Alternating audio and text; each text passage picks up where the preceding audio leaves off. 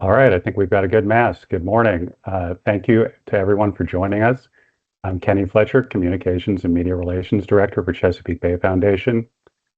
We are at a pivotal time for Menhaden in the Bay. Amid mounting warning signs, Virginia lawmakers are considering proposals to pause industrial fishing in the Bay until research is completed. We're fortunate to have four expert speakers here. They are Will Poston of the Chesapeake Bay Foundation, Jaclyn of the Theodore Roosevelt Conservation Partnership, Mike Waine of American Sportfishing Association, and Alan Wingfield of the Richmond Audubon Society. We will hear remarks from each of our speakers and then have time for questions. This meeting is being recorded and video will be available afterwards to reporters. So with that, I'm going to pass it off to CBF's Will Poston to kick us off and give us a little bit of an introduction to the issue. Will, why are Menhaden important to the Bay and what concerns are you seeing? Thanks, Kenny, and thanks everyone for joining this morning. Menhaden are foundational to a healthy Chesapeake Bay marine food web, and for good reason, because as a forage fish, Menhaden are packed with nutrients that are critical for many of our iconic predators. Now, also as a forage fish and as filter feeders, Menhaden very efficiently transfer nutrients from the bottom of the food chain all the way to the top of the food chain, where some of the most iconic Chesapeake Bay and Atlantic coast predators, such as striped bass, red drum, bluefish, osprey, dolphins, whales, etc., rely on Menhaden for those nutrients and for their sustenance. Now, those same nutrient characteristics that make Menhaden so important for our ecosystems and coastal communities have also made Menhaden the target of some of the largest industrial fisheries here on the Atlantic coast. Predominantly the reduction fishery, which catches Menhaden in large volumes with factory fishing techniques and converts those Menhaden into fish meal and fish oil and other industrial products. Now, the sole remaining reduction fishing operation today is Omega Protein and Ocean Harvesters based in Reedville, Virginia. And they concentrate a tremendous amount of fishing pressure and removal pressure in and around the Chesapeake Bay,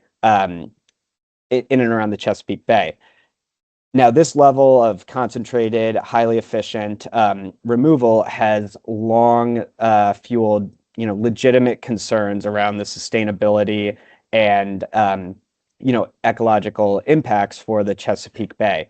And those concerns have been exacerbated by the fact that we have such limited science around Chesapeake Bay Menhaden here in the nation's largest estuary. The Virginia Institute of Marine Science has described this situation as woefully inadequate in terms of Chesapeake Bay Menhaden science. And this industry, through its tremendous political influence and lobbying influence, has prevented and delayed answers to what's going on with Chesapeake Bay Menhaden. They've delayed getting this sorely needed research up off the ground. And that leaves us with, out answers to how many Menhaden are in the Chesapeake Bay, how many Menhaden does the Chesapeake Bay ecosystem need, what are the impacts of this, industrial activities, et cetera. We have no answers to those questions. And this is all comes as, additional warning signs are intensifying here in the Chesapeake Bay, linked to Atlantic Menhaden, whether it's our, osprey chicks dying at unprecedented rates, even worse than during the DDT era. And, osprey researchers have attributed that to lack of food availability. And those same researchers, thanks to decades of observational and monitoring studies, understand how critical Menhaden are and how Menhaden are, a preferred, borderline irreplaceable food source for osprey. So, the osprey as a apex predator, as an indicator species, are quite literally telling us that, there aren't enough Menhaden in the Chesapeake Bay at times a year to sustain their, to replace the population and sustain the population in the long term.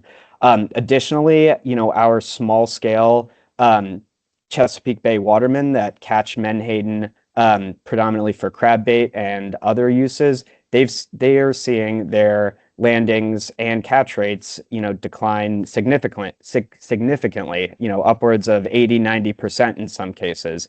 That is a major warning sign.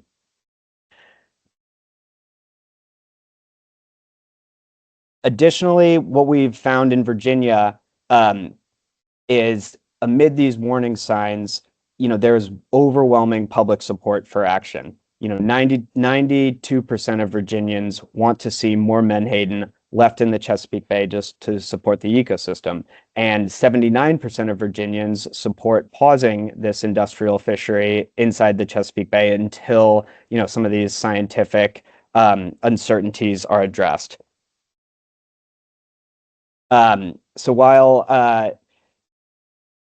before these conditions worsen here in the Chesapeake Bay, and before these impacts, become even, more harmful for our coastal communities that benefit on a healthy, productive Chesapeake Bay, we really need Virginia's leaders to take action.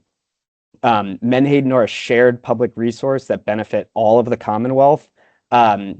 And unfortunately, one corporate interest has, exerted tremendous influence to preserve their bottom line and delay scientific answers for too long. And now these warning signs here in the Bay are showing, incredible signs of stress. So that's why CBF supports Delegate Betsy Carr's House Bill 1048, which would pause reduction fishing inside the Chesapeake Bay until the science matures to the point that we can address, we can confirm that these industrial activities are not causing harm to the Chesapeake Bay ecosystem and other economies. Also, House Bill 1049, which adds additional layers of accountability and data collection surrounding the reduction fishery. And Delegate Betsy Carr also has a budget amendment to jumpstart this sorely needed Chesapeake Bay menhaden research. So again, we applaud Delegate Betsy Carr for her commitment to a healthy Chesapeake Bay and implore Virginia's leaders to support these actions. Taking action now is both necessary and overwhelmingly supported by Virginians across the political spectrum. Thanks, Kenny. All right, thank you so much, Will. Next, we're going to go to Jaclyn, TRCP. Jaclyn, can you tell us a little bit about issues around menhaden fisheries management and why that matters? Sure, thanks, Kenny, and good morning, and thank you all for coming today. My name is Jaclyn Lunas, and I'm the Forage Fish Program Manager for the Theodore Roosevelt Conservation Partnership. TRCP is a national nonprofit dedicated to guaranteeing all Americans quality places to hunt and fish, and we focus on conservation, habitat protection, and access. Our menhaden advocacy work focuses on supporting science-based policies that maintain both a sustainable fishery and a healthy menhaden population to support iconic species like striped bass, bluefish, and osprey. So Chesapeake Bay is one of the most important ecosystems on the Atlantic coast, and it plays a central role in the health of the coast-wide Atlantic menhaden population. The bay functions as a critical nursery and feeding area for menhaden, which in turn serve as a key food source for striped bass, bluefish, osprey, and countless other species that drive Virginia's outdoor recreation economy. Decisions that affect menhaden in the bay have consequences well beyond state waters. Menhaden management is fundamentally about how we balance commercial harvest with the needs of the ecosystem, particularly in places that play an outsized role in sustaining fish populations along the Atlantic, namely Chesapeake Bay. In October 2025, however, the Atlantic States Marine Fisheries Commission failed to take meaningful action to reflect this reality, reducing the coastwide menhaden quota by only 20%, despite the best available science indicating that Atlantic menhaden biomass is over 1/3 lower than previously estimated, and that the coastwide quota should have been cut by over 50% to support striped bass rebuilding. So the challenge that we're facing now is compounded by the lack of bay-specific science guiding coastwide decisions. ASMSC's reliance on broad coastwide data doesn't adequately reflect conditions within the Chesapeake Bay or the bay's outsized importance to the broader menhaden stock. Over a full 75% of the coastwide menhaden quota is allocated to Virginia alone, with nearly 25% of the coastwide quota harvested inside the Chesapeake Bay.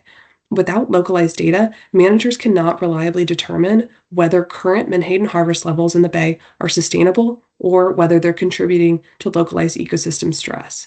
This uncertainty is particularly concerning given the bay's role in supporting striped bass, osprey, and other species that are already under pressure. Without bay-specific science to guide coastwide decisions, managers risk overlooking localized ecosystem impacts in one of the most heavily fished and ecologically significant parts of the species range. This disconnect leaves Virginia's coastal communities with few safeguards when coastwide management doesn't adequately account for the bay's unique role in sustaining both the Atlantic menhaden population and the predators that depend on it. And why this matters is simple. When coastwide management does not fully account for local ecological realities, states must step in to protect the resources they depend on. HB 1048 provides a science-based mechanism for the Commonwealth to pause reduction fishing in the bay until the science demonstrates that this industrialized harvest is not harming the ecosystem. It's not a rejection of coastwide management, but a necessary response to its limitations. By passing HB 1048, Virginia can ensure that local menhaden management reflects the bay's importance to the coastwide population, supports striped bass recovery, and prioritizes long-term ecological and economic sustainability over continued uncertainty. All right, thank you so much, Jaclyn. And next we'll go to Mike Waine with ASA. Mike, can you tell us more about why menhaden are important for recreational fishing? Yes, thank you, Kenny, and good morning, everybody. My name is Mike Waine. I'm the Atlantic Fisheries Policy Director with the American Sportfishing Association. And our association is a recreational fishing industry's tackle trade group. We have about 800 business members nationwide. And many of the businesses that belong to our association are tackle manufacturers.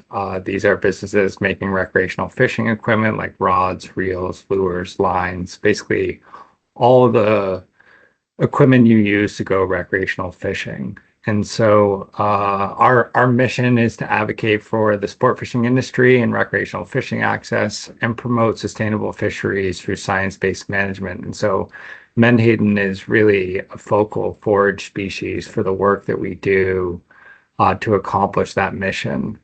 It's one of the most critical forage species in the Chesapeake Bay, and that prey is essential for the sport fish that anglers go out and target. Striped bass is the biggest one, of course, but there are other growing, important, emerging fisheries in the bay, like bluefish, red drum, cobia, speckled trout, Spanish mackerel. And as we see some of these shifts occurring in the predators, we see anglers kind of taking advantage of those shifts and going after and targeting those species. And so not only are they important to many different predators, but we know they're critically important to striped bass, and recent ecosystem science, as Jaclyn mentioned, directly ties striped bass to menhaden. And menhaden's catch is really an important factor to consider in the rebuilding plan for striped bass. And I will say the striped bass fishery has done a lot to control fishing mortality by anglers on striped bass. And so now we're looking at, is there adequate forage to continue those rebuilding efforts? And the reason why we're so focused on this is the economics is huge for recreational fishing. It's a major economic driver for Virginia and the Chesapeake Bay communities. And some recent economic studies found that striped bass fishing supports approximately 1,800 Virginia jobs and contributes about 119 million to Virginia's GDP. And that's just the economics for striped bass alone. And so when you add the recreational fishing economics for other species, sport fishing is clearly a major economic driver for the Commonwealth. And that economic impact doesn't just support tackle businesses. It supports charter operations and the tourism industry. It supports restaurants and hotels when anglers come and stay along the bay communities to target these recreationally important species. And so there's a really broader economic contribution here from recreational fishing, and it all really starts at the base with menhaden. And so because of the significant economic contributions, I wanted to talk about some of the support for the bills that were mentioned, HB 1048, that pauses the menhaden reduction fishing in the bay until the impact impacts to some of these other predator species can be better addressed. And so it's calling for a precautionary science-based approach in the critical Chesapeake Bay ecosystem. I mean, we believe we shouldn't be gambling with the bay's forage base when it supports a lot of the sport fish populations and drives so much economic value to the area. And then when you consider some of the warning signs that Will Poston was talking about, we feel like this is a really important step. And then the other one I wanted to mention was this idea of accountability for the reduction fishery. There's such a high volume fishery, catching a lot of menhaden, and so bycatch is an important component to be keeping track of. And there's been ongoing questions about it in this fishery. And so we feel like increasing some observer coverage would be a meaningful improvement, and that's House Bill 1049. So I just wanted to reiterate that menhaden are critical forage for important recreational species, and protecting them protects a very large recreational fishing economy, local communities, and Virginia jobs. So thanks, Ken. All right, thank you, Mike. Next, we'll go to Alan Wingfield with Richmond Audubon. Alan, can you tell us about what's happening to osprey around the bay and what needs to be done? Thank you, Kenny.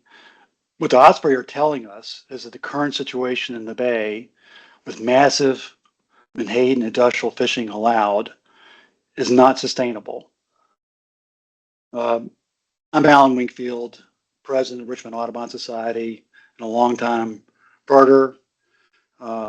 Richmond Audubon strongly supports a temporary moratorium on industrial menhaden fishing in the bay until the science is done to establish what sustainable fishing practices should be allowed going forward. Other birding organizations across Virginia, the Northern Virginia Bird Alliance and Cape Henry Audubon, also support the temporary moratorium.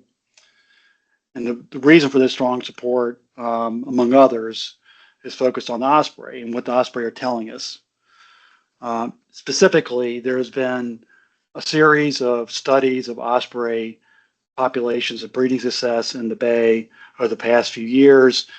And most specifically, last year, the Center for Conservation Biology at William & Mary did the most comprehensive and thorough survey of osprey breeding success in the bay to date. And what they found was troubling, to say the least. Basically, the osprey population in the main stem of the Chesapeake Bay is not reproducing at a level to sustain their populations going forward. And the reason for that is that the chicks are starving to death. In some, the study found that in the main stem of the Chesapeake Bay, that's about 80% of the entire bay, osprey are reproducing at less than half the rate necessary to maintain their population. There's been talk about the need for more science to understand what's going on and what sustainable practices would look like. From my perspective, the science is in on the fact that we have a problem. The osprey are telling us strongly we have a problem. There's not enough menhaden in the bay to allow them to even reproduce to sustain their populations. The fact that there is a problem, in my view, we have scientific evidence in the form of these studies showing that there is the problem. I'm going to drill down a little bit further on this, the 2025 study by the Center for Conservation Biology at William & Mary. What they did was they looked at multiple survey locations where the salinity level in the bay varied. So you have high salinity levels, high amount of salt, you have medium levels, and then you have low levels of salt in the bay. And what they found was that in each and every study location where the salinity level was greater than 5 parts per thousand, the osprey were not reproducing at a rate to sustain the population. About 80% of the bay salinity levels in that area. What they found was in these areas with salinity levels above 5 parts per thousand, pairs were successfully breeding about 0.33 chicks per pair in 2025. That's 1/3 of a chick, but on average across many of the complete failures and the relatively few pairs that actually had success, it averaged out 0.33 chicks per adult pair. Science says that the minimum rate necessary for osprey to sustain their population is 0.8 chicks per osprey pair. So what we have is that the osprey are reproducing at half the rate necessary to sustain their population. Could we cue my photo, please?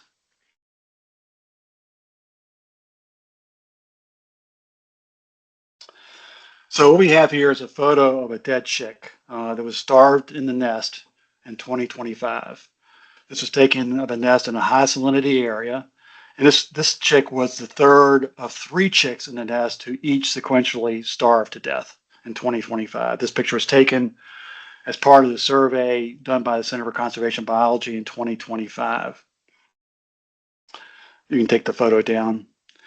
The science shows that in 80% of the bay, that the osprey are on a steep downward trajectory because chicks are starving to death.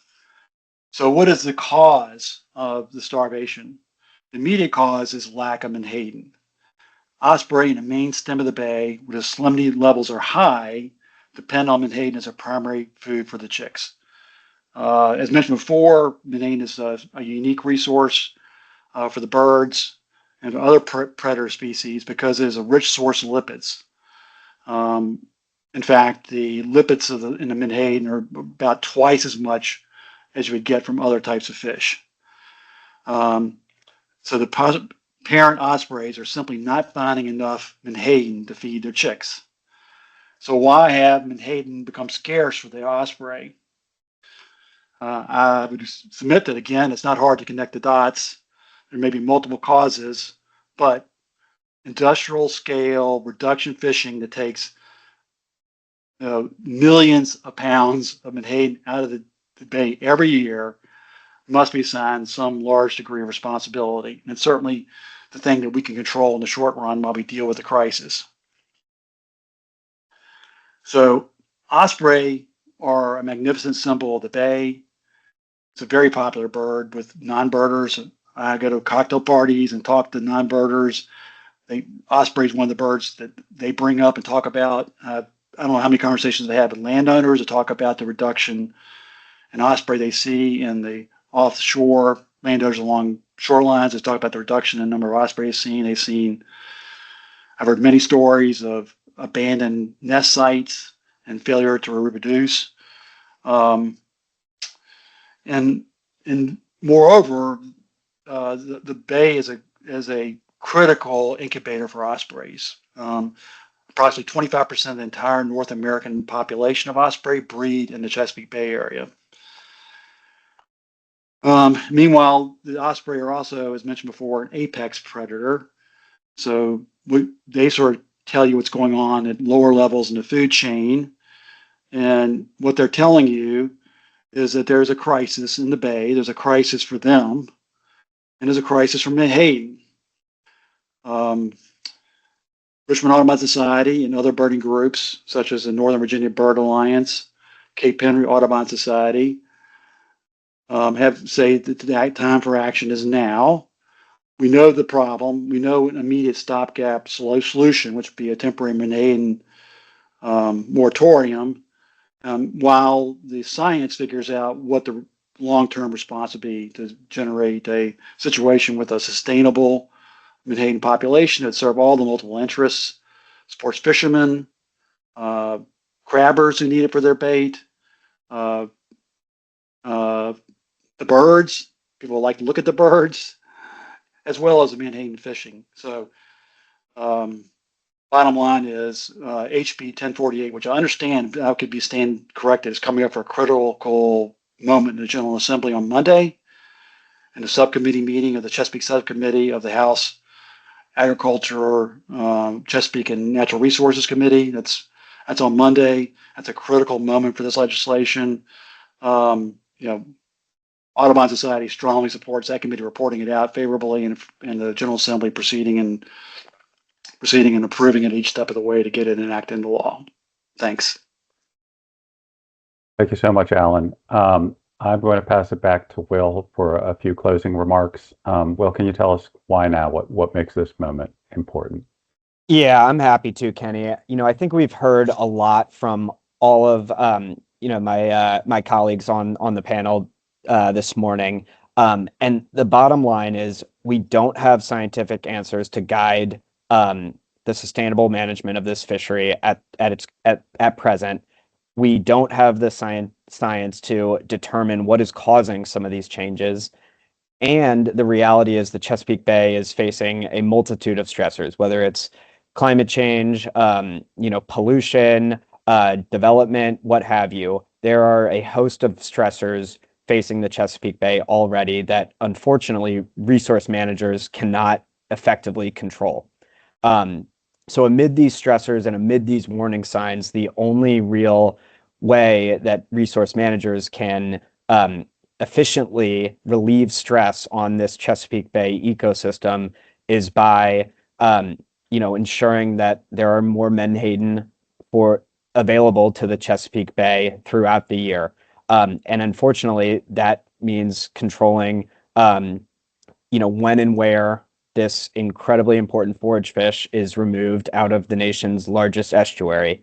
So that is why, again, the time is now for Virginia's leaders to treat this shared resource, in the manner that benefits all in the Commonwealth and not, just this one corporate industry that it exercises outsized political influence to, maintain its status quo and prevent and delay scientific research.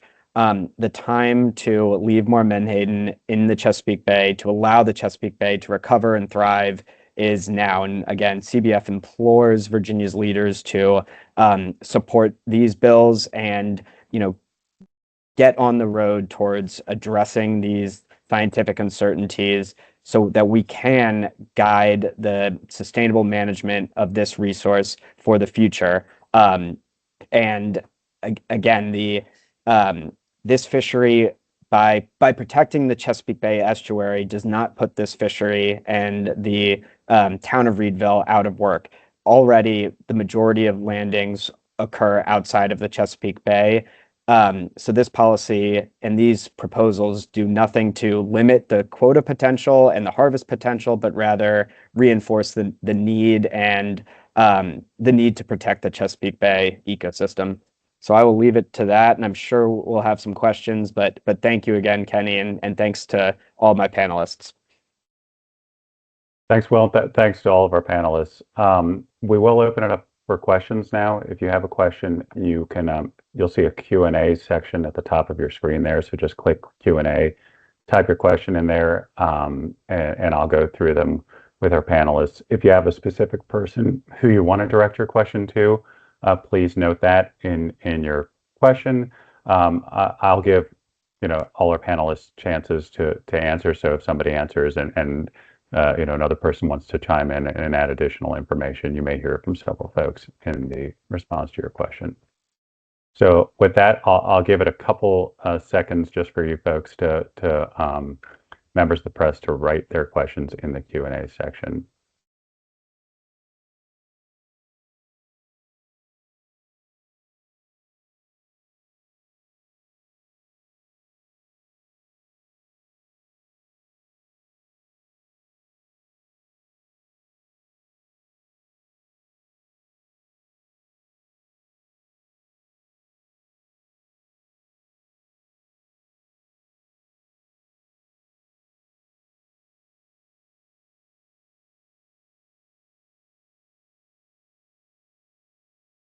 All right, I see a couple of them popping up. So let me start with the question from Shannon Hecht, and I'm going to direct this to Will first, but if others want to chime in after Will, obviously we're welcome to. The question from Shannon is, with the Menhaden study bill already being tabled, what are next steps to get a bay-specific study done on the issue? And Shannon is referring to a bill on the Senate side that was tabled a little earlier this week. Yep. Thank you, Kenny, and thank you, Shannon, for the question. As you mentioned, Senate Bill 474, patroned by Senator Marsden, was unfortunately passed by for the remainder of session last week.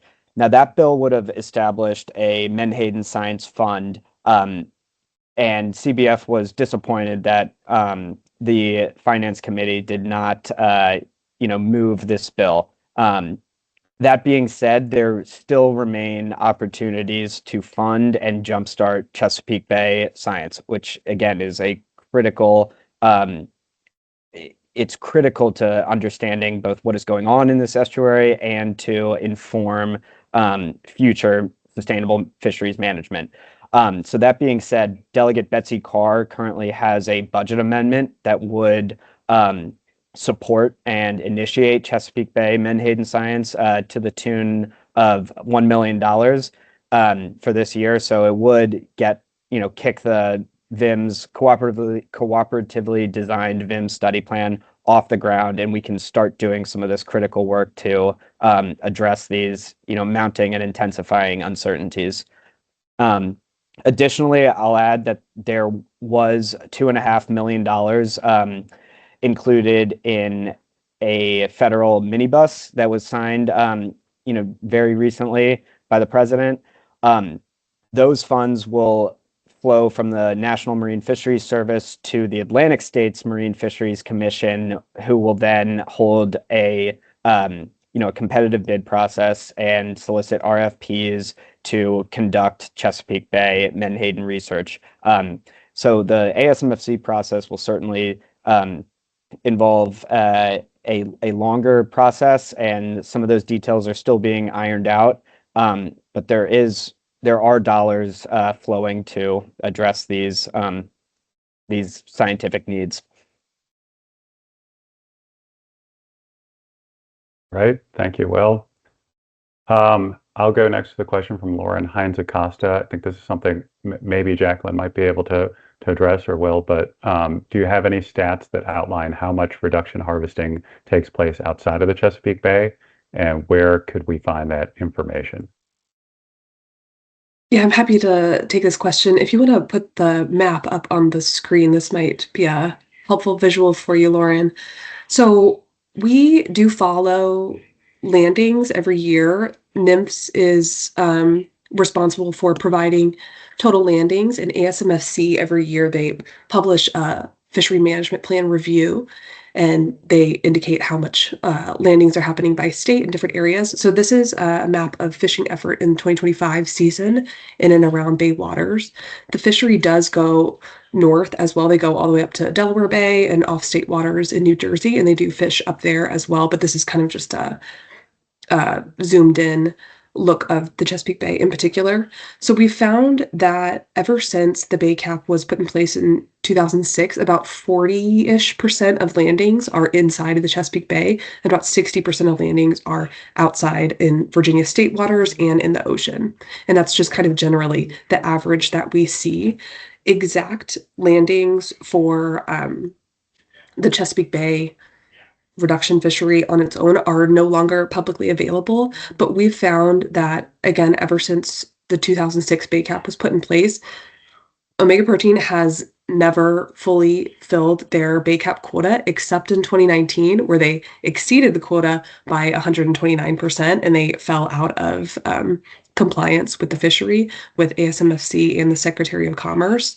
So consistently over the past 20 years, the bay cap has not been a limiting factor for Omega Protein to be able to catch fish. They have never been able to catch the entirety of the bay cap. That's why the cap keeps getting lower and lower, because there aren't enough fish to be caught. If they were exceeding the bay cap or reaching it every year, we wouldn't find ourselves at a 51,000 metric ton cap when we started with a much higher cap 20 years ago, if that makes sense. So we're getting these data from NIMS. There are logs that are submitted weekly to Virginia Marine Resources Commission. And so all that is kind of put together in yearly summaries.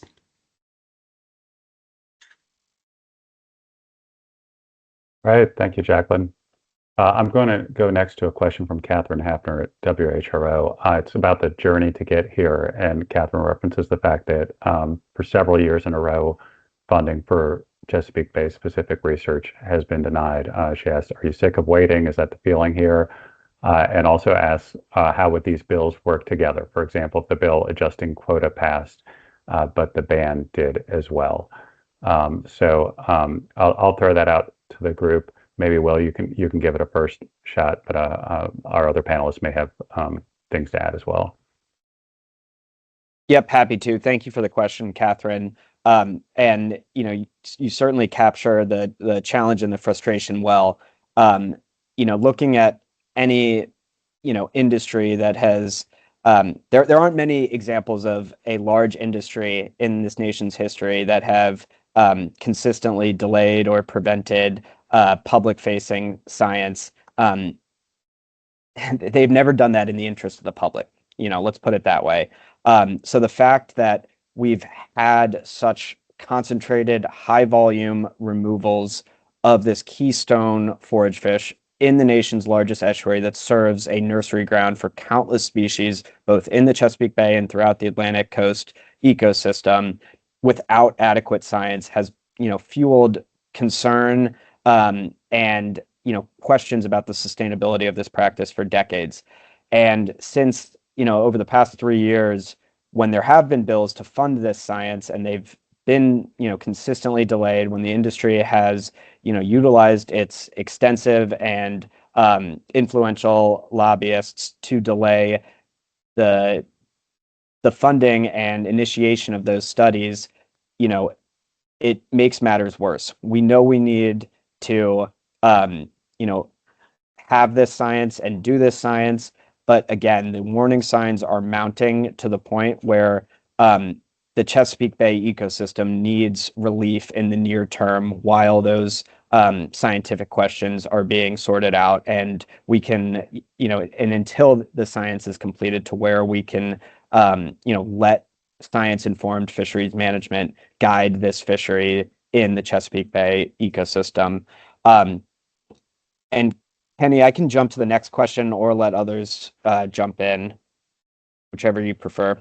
Let's see if there are other takes on the journey to get here over the past few years. This is Alan. I'll speak a little bit to that because I have some passionate people in my organization for many years. The birding community has followed this issue, advocated at agency level and at the General Assembly, and the story is always the same. We don't have the science to prove anything. There's no reason to act. So we need the science. But then you go try to get the science. Oh, we're not going to do that either. So it feels like a giant game of Lucy and the football until this year. This is the reason why the birding community is focused so hard on HB 1048, which is a temporary moratorium, which we believe is amply supported by the science, particularly the surveys of osprey. The osprey are telling us something clear and unambiguously. There aren't enough menhaden in the bay for a healthy ecosystem. That's sufficient to take a temporary measure of pausing the reduction fishery until we get the science we need. So we would say we're trying to reverse, reverse the conversation from we can't do anything until we get the science to we have enough science to know we need to do something. Let's do that. Pause the harm that's being occurred in the bay, and then figure things out with the science as to how we can do it sustainably going forward.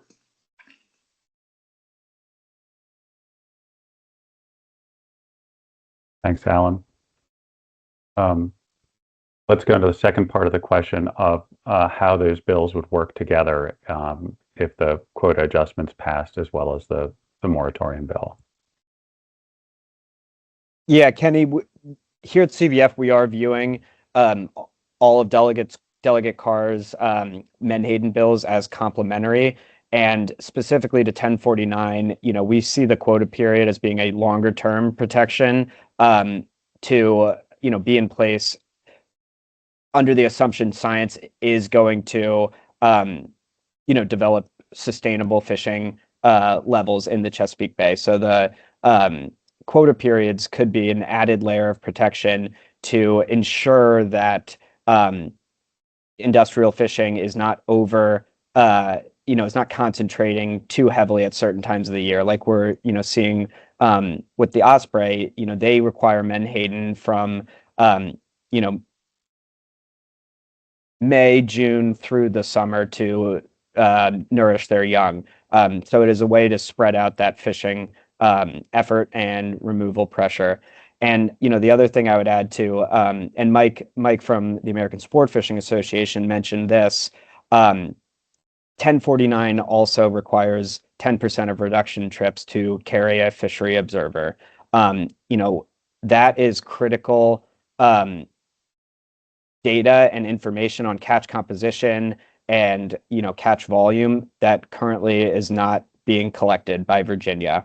And let's be honest, the Atlantic menhaden fishery is the largest fishery by volume on the Atlantic coast, and the fact that we don't have up-to-date science and answers to some of these questions is a persistent concern. Thank you, Will.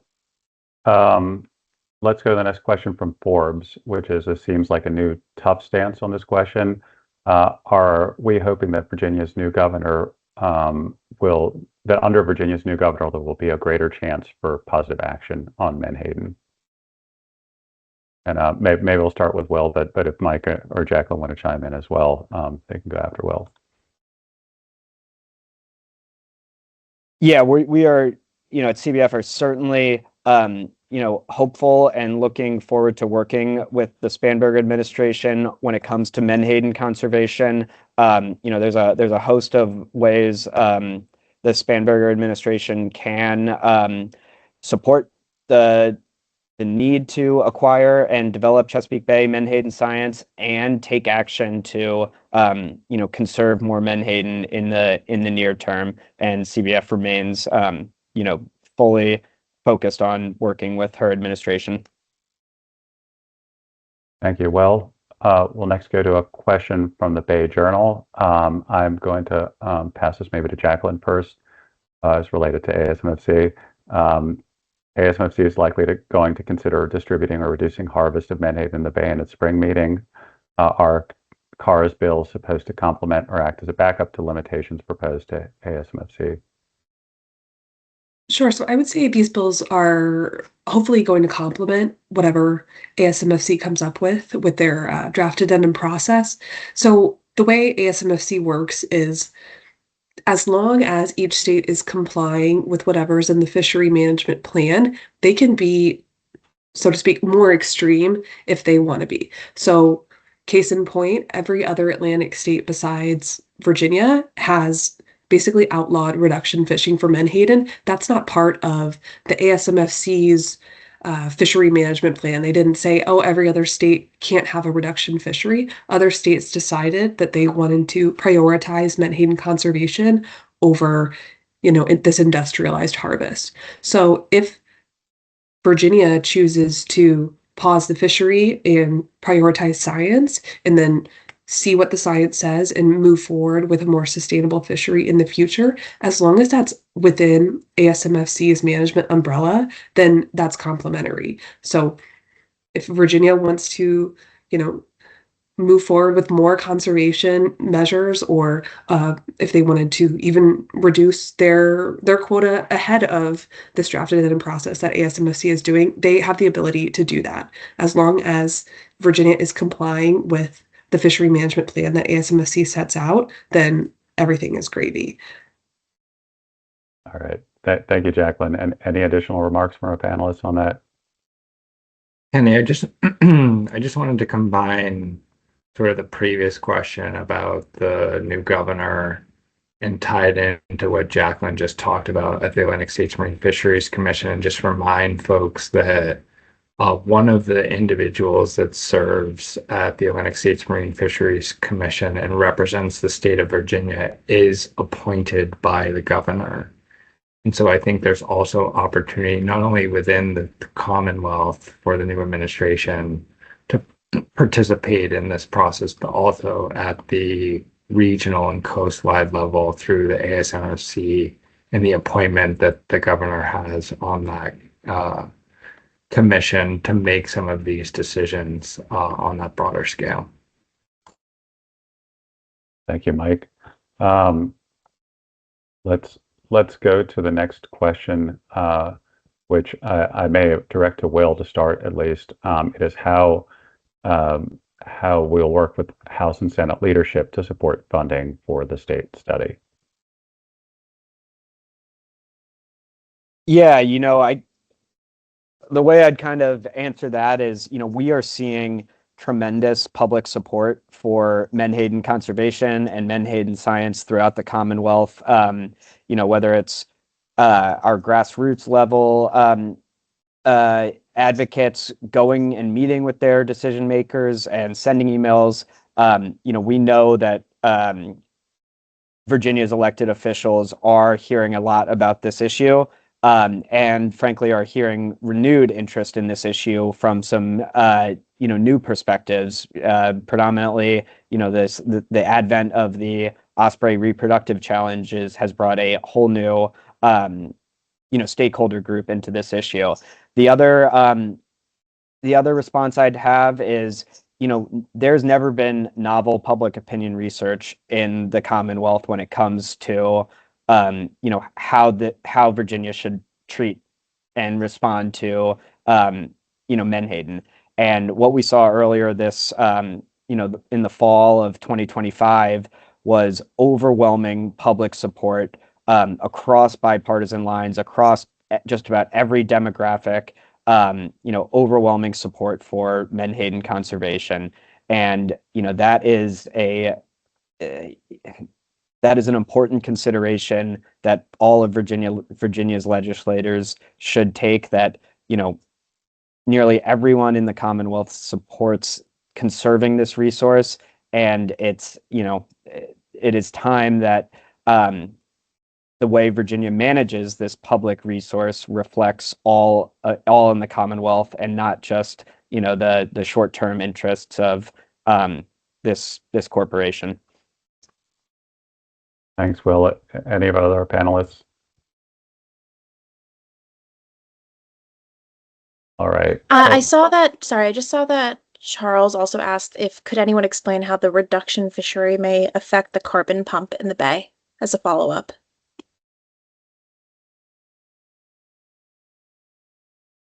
I think if we had Chesapeake Bay Menhaden science, we could begin to address that question and countless other questions. But other than that, I have no, real. I do not have a real answer to that question. Right, that's another one that underscores the need for this research to take place. We have a question from John Page Williams at Chesapeake Bay Magazine, which ties in nicely to the lack of science. What are the objections that we have heard to doing this research? Is there anybody else besides Omega Protein objecting? I'll open that up to our panelists. Jaclyn? I would argue that there's probably no one else besides Omega objecting, maybe their employees rather than the people running the company, and potentially folks who get donations from Omega Protein. But we're finding, again, kind of to echo what Will was saying, the majority of Virginians and the majority of folks who are interested in Menhaden are interested in figuring out what is going on with the Chesapeake Bay.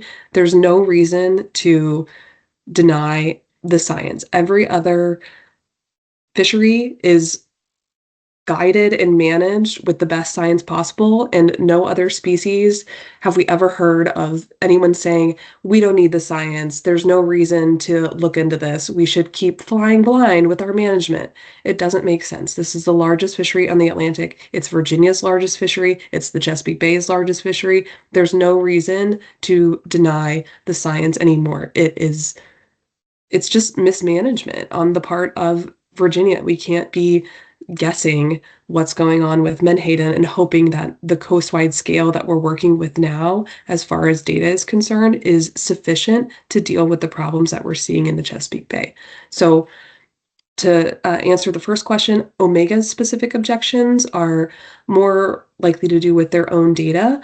They know exactly where they're fishing every year. They know their effort, they know what's coming out of different areas, and kind of opening that Pandora's box is opening a lot of, proprietary data that they don't necessarily want the public to have. And so that's, from the commercial perspective, it makes sense why they wouldn't want to, open themselves up to the science and have the public be a part of this process. But that's how fisheries management works. These are public resources, and if you're harvesting these fish, you need to kind of put your money where your mouth is and allow the science and the management to move forward in a sustainable way.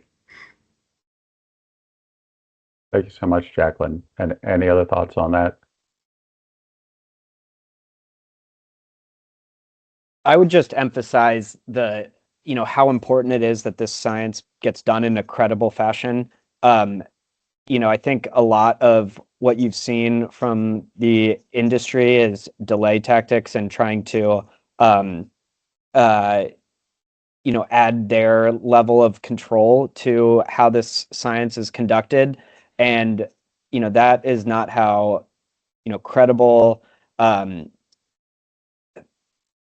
fisheries management or science should be done. And that's why it's so important that, this science is funded and directed from, the Virginia legislature. And now what we're seeing with money flowing from federal appropriations to the Atlantic States Marine Fisheries Commission, credible science has to be the priority here. And, I suspect that's probably, been a frustration from the industry not having, a strong level of control for how this research is being conducted. Thank you. Well, with that, those are all the questions we had in the queue. I will leave it open for another, 20, 30 seconds. If there are any last minute follow-up questions, we may have time for one more.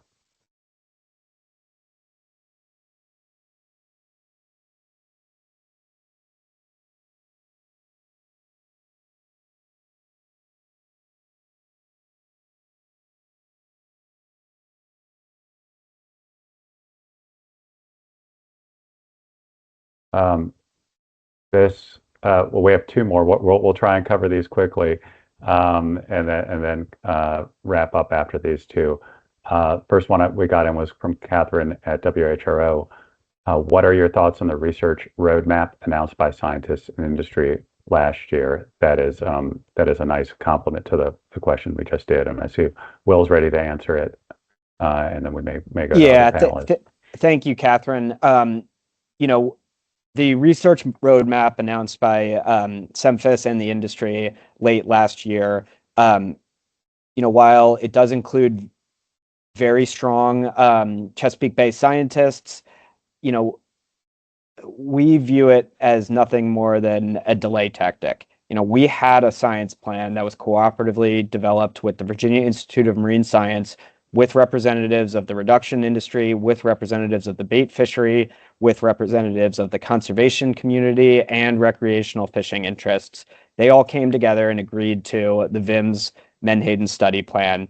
And when push came to shove, fund and initiate that study, now the last 3 years, the industry was not supportive, and that study plan remains on a shelf. So, again, we had a plan. It was agreed to and has yet to be funded. So I hope that answers your question.